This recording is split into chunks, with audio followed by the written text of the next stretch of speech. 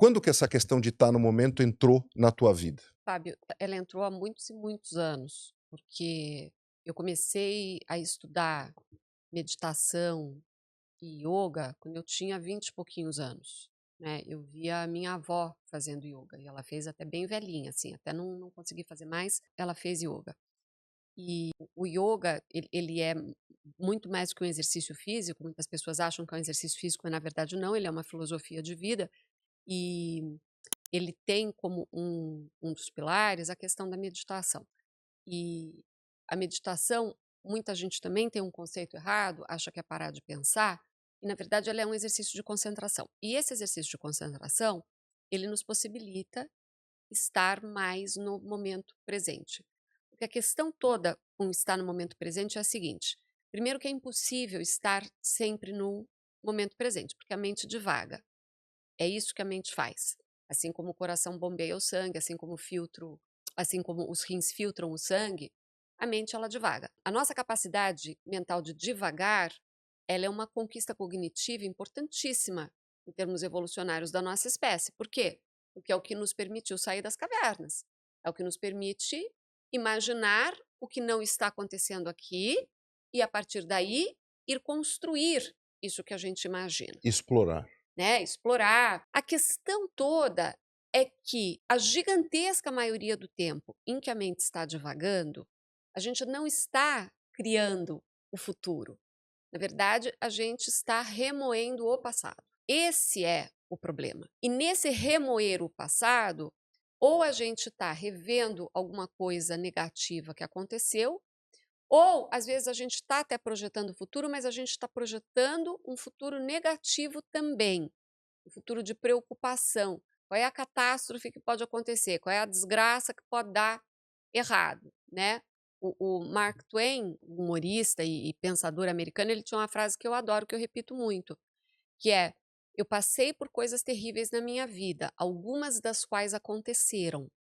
Ou seja, Olha o detalhe da frase. exato, ou seja, a maior parte das coisas ruins que nos acontecem, na verdade, elas não nos acontecem aqui fora, elas acontecem dentro da nossa cabeça, sabe? É aqui que a gente está fazendo. E para o cérebro, não há diferença se está acontecendo objetivamente aqui no mundo ou se só está se passando na minha cabeça. O sofrimento é exatamente igual. Tem um estudo muito interessante da Universidade de Harvard, de um pesquisador chamado Matt Killingsworth, e esse estudo se chama A Mente que Divaga é Infeliz. O que eles mostraram é exatamente isso, que quando a mente está em outro lugar que não é o aqui e agora, as pessoas, elas se dão uma nota mais baixa em termos de quão feliz eu estou. Ou seja, a gente consegue ser mais feliz quando a gente junta corpo e mente. O corpo ele não tem opção, né? O corpo ele está sempre no momento presente. Ele Claro. está sempre aqui e Sim. agora. Mas a mente é que ela vai para qualquer lugar. E hoje o desafio gigantesco que nós temos, maior do que já tivemos em outros momentos da história da humanidade, é que a atenção virou a grande moeda deste século. Então, tudo disputa a nossa atenção. Isso causa uma sobrecarga mental gigantesca. Essa sobrecarga mental gera cansaço, gera exaustão, inclusive física, você se sente fisicamente cansado. E com isso, uma educação da atenção se torna absolutamente essencial, é fundamental Ou para as como a tua pessoas não própria metodologia, enlouquecerem. desculpa te interromper, a reprogramação disso. Exato, a reprogramação geral da presença, que é a metodologia que eu criei, o RGP, ela faz exatamente isso, ela faz uma educação da atenção, ela faz um treinamento de mentalidade, para que a gente não tenha uma mentalidade fixa e tenha uma mentalidade de crescimento, ou seja, uma mentalidade que entende que aprender é o que nós estamos fazendo aqui, todos nós, e portanto errar é parte do processo, não existe aprendizado sem erro, é Sem impossível, dúvida. né? E ela nos ensina a fazer a regulagem das nossas emoções, uma autorregulagem das nossas emoções. Porque é outra coisa que a gente não aprende, teria que aprender na escola. Por quê? Porque a gente sai da escola com inúmeros diplomas, vai fazer mestrado, vai fazer doutorado, a criatura é PhD no que quiser, Sim. e a criatura é uma completa analfabeta emocional. O Marshall Rosenberg, ele foi um psicólogo norte-americano e ele é o criador da CNV, que é a comunicação não violenta. Minha metodologia, ela traz uma série de ciências. Todas são ciências muito novas, né? A CNV é uma delas. O Marshall dizia uma coisa maravilhosa, que ele dizia assim, o que nós estamos o tempo inteiro pedindo uns para os outros, ainda que nós nunca expressemos isso diretamente, é me veja bonito. O que significa me veja bonito? Na verdade enxergue o melhor de mim, enxergue aquilo que eu posso ser, enxergue o meu potencial, que todos temos. E mesmo nos meus momentos mais difíceis, mesmo quando eu tô ruim ali na minha performance, enxergue-me bonito. E isso é exatamente o que a gente faz o tempo todo. Então nós estamos o tempo inteiro procurando que as pessoas vejam a gente. E mais do que isso, que elas vejam tudo que nós podemos ser, né? Se a gente for para um outro pesquisador super atual, que é o professor Otto Scharmer, da Escola de Negócios do MIT, o Otto fala disso quando ele diz assim, né, nós precisamos entrar em contato com o futuro que deseja emergir. E como que eu entro em contato, né, Fábio, com o futuro que deseja emergir? Só tem um jeito, eu preciso aquietar. Eu preciso sair do ruído constante, do barulho constante aqui fora, para ir para dentro. Viajar para dentro, esgotar o presente antes de dar esse passo. Ir para cá. E aí acessar aquilo que eu chamo de nossa inteligência oculta, de nossa consciência generativa, que é essa inteligência gigantesca que nós temos aqui e que a gente perde o acesso a ela porque nossa atenção está o tempo inteiro voltada aqui para fora. E cada vez mais, e cada vez com um ferramental mais poderoso para puxar esta atenção. Né? Porque qual é a diferença entre a caneca e o celular? A caneca é um instrumento. Eu pego a caneca quando eu quero. O celular não é um instrumento. O celular ele tem a capacidade de nos chamar. Isso a caneca não faz. Isso é algo muito diferente na história da humanidade. A gente criava instrumentos que a gente usava. Hoje existem alguns devices, alguns aparelhos que nos usam. Esse desespero a qual você se refere, ele é um desespero real, assim, porque quando a gente vai, em termos de, vamos falar um pouquinho de neurociência, quando a gente começa a entender o que se passa no cérebro, o que acontece é efetivamente um vício, mas ele é um vício diferente dos outros vícios que nós tínhamos também. Então, se você for para o vício do álcool, para o vício das drogas, ele é diferente do vício da tecnologia. Por quê? Porque nenhum outro vício tem no cérebro o mesmo tipo de impacto que a tecnologia tem. Ela mexe em todas as áreas cerebrais. E isso nunca tinha sido visto em relação a vícios. E esses são estudos, ele é conhecido como Dr. K, que é um médico especializado na área de addiction, de vício, formado na Universidade de Harvard, hoje ele atua na NYU, e ele mesmo sofreu como adolescente, ele ficou viciado em videogame. Mas ele é de uma família de origem indiana, o que o pai dele fez? Pegou e mandou ele para um ashram na Índia. Um ashram é um lugar onde você vai e fica fazendo meditação. E nem se comunica, né, verbalmente. Exato, ficou lá fazendo meditação. E aí ele volta para os Estados Unidos, se forma em medicina em Harvard e começa a estudar essa parte de vícios e vícios em tecnologia, que é uma área novíssima de estudo. Por quê? Ele até, é interessante ele comentando sobre isso, porque ele diz assim, se você for para os heads, para as pessoas que dirigem os estudos sobre vício, você vai chegar aí, no geral, em pessoas que estão aí com seus 70 anos, que são profissionais que tiveram carreiras excepcionais, e por isso eles são heads desses departamentos, mas quando você vai conversar com eles a respeito do vídeo de tecnologia, eles não sentem isso. E aí ele percebeu que precisava se criar essa área de estudo e ele começa a estudar isso e do videogame ele acaba indo para as outras tecnologias e muito hoje para a questão da rede social, né? E os estragos Eles são seríssimos. Agora, veja, eu acho que é muito importante mesmo, a gente entender o seguinte.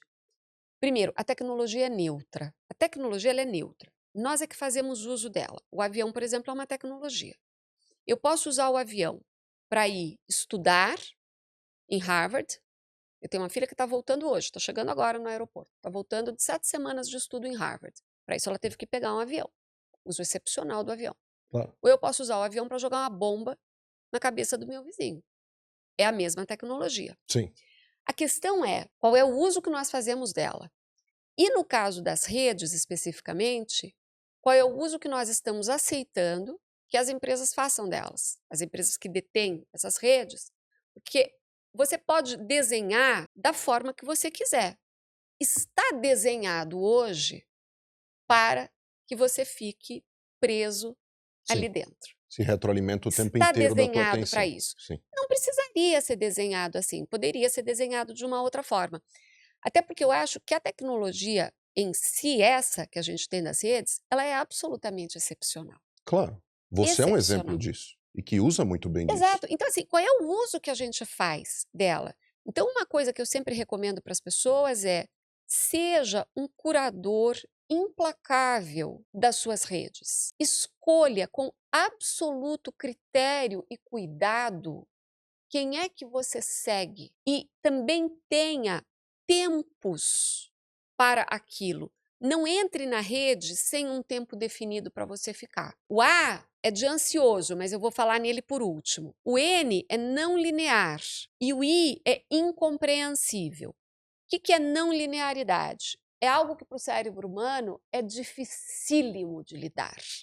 Nosso cérebro ele é bom com linearidade, com Previsibilidade. ordem. Nosso cérebro é bom assim, causa a consequência. Aqui, consigo entender. Introdução, desenvolvimento, conclusão. Isso, ele é bom para isso. Quando causa e consequência começam a ficar tão esgarçadas que você não entende mais o que gerou isso aqui, ou quando uma causa muito pequena pode gerar uma consequência gigantesca, nuclear, isso para cérebro humano é dificílimo, porque foge à nossa compreensão. Aí você entra na incompreensão. Então não é mais um mundo volátil, incerto, complexo e ambíguo, que é o que significa VUCA. Não é mais isso. É como se fosse um jogo de videogame e a gente passou de nível. E agora é outro nível. Ou São seja, outras a regras. modernidade líquida lá de trás também passou para um outro Passou nível. para outro nível. Um nível muito mais difícil. Mas muito mais difícil.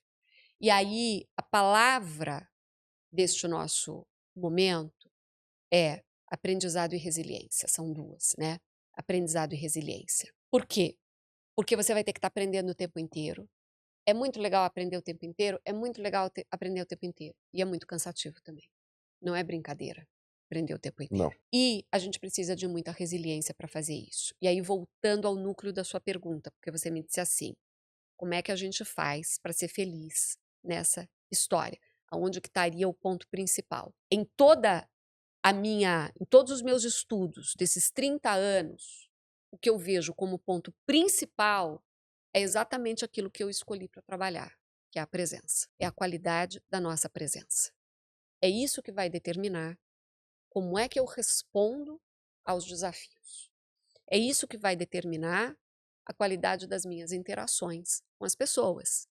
É isso que vai determinar se eu vou ser feliz ou infeliz nesta baderna geral. Porque tá uma baderna geral. O mundo Bunny é a descrição do caos. Porque quando você junta a fragilidade, a não linearidade e a incompreensão, você alimenta o quarto aspecto, que é a ansiedade. Não tem como você não ser ansioso em relação a todo este caos, porque isso aqui é a descrição do caos, a não ser que você se muna de ferramentas para isso. Claro, porque você quer construir uma ponte e o teu cimento não está colando. Exato, exato. E por quê? Aí tem uma questão evolucionária nossa. A nossa resposta, que foi selecionada pela natureza ao longo de milhões de anos da nossa evolução e que ela é uma resposta excepcional para determinados tipos de problemas. Que problemas? Problemas de ameaça física de curto prazo. É para isso que o sistema nervoso está selecionado. Como é que se resolve ameaça física de curto prazo? Aí é aquela história, né? Zebra não tem úlcera. As zebras não têm úlcera. É o título, inclusive, de um livro de neurociência. Eu adorei isso. Por que a zebra não tem úlcera? Porque o sistema nervoso dela, ele dá conta das ameaças do jeito que tem que dar, que é o seguinte: apareceu o leão ali na frente, vem a resposta de luta ou fuga. Essa resposta ela vai durar pouco. Por quê? Porque ou a zebra vai ser comida pelo leão, acabou, ou ela vai conseguir fugir do leão. Assim que ela conseguir fugir do leão, o sistema dela volta para o normal. Qual que é o normal do nosso sistema nervoso? Descanso e digestão.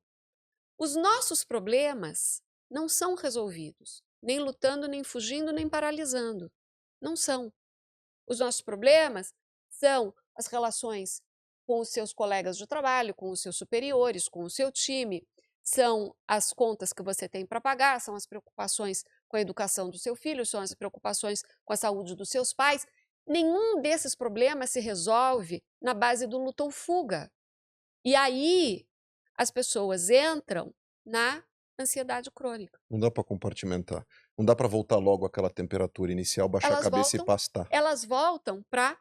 Elas entram na ansiedade crônica, que vai ter uma série de problemas, que são os problemas que a gente está vendo aí, que estão atingindo cada vez pessoas mais jovens, que estão levando a um aumento de suicídio entre pessoas cada vez mais jovens, né? E é essa incapacidade das pessoas de buscar uma outra resposta que não seja a resposta da ansiedade para os desafios que a vida nos coloca. Só que existe uma outra resposta.